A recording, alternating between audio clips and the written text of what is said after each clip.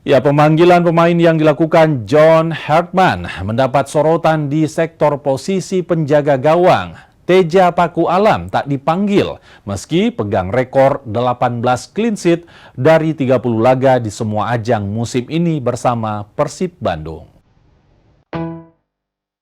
John Hartman memanggil Emil Audero, Martin Paes, Nadeo Argawinata, Hernando Ari, dan Cahya Supriyadi untuk mengawal gawang skuad Garuda di perhelatan FIFA Series 2026. Sang juru racik strategi skuad Garuda memanggil Audero dan Paes memang karena kualitas dan jam terbang yang mereka miliki di level Eropa. Sementara Nadeo dan Hernando Ari menjaga palang pintu terakhir yang memiliki jam terbang tinggi di level tim nasional. Dan Cahya Supriyadi tentu saja untuk regenerasi.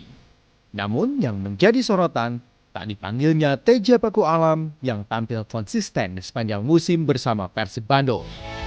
Per 31 tahun tampil di Daya di Super League.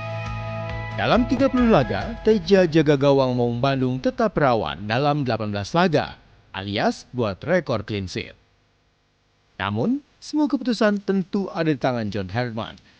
Mungkin saja ahli pikir strategi asal Inggris memiliki pertimbangan lain dalam menentukan pilihan pemain.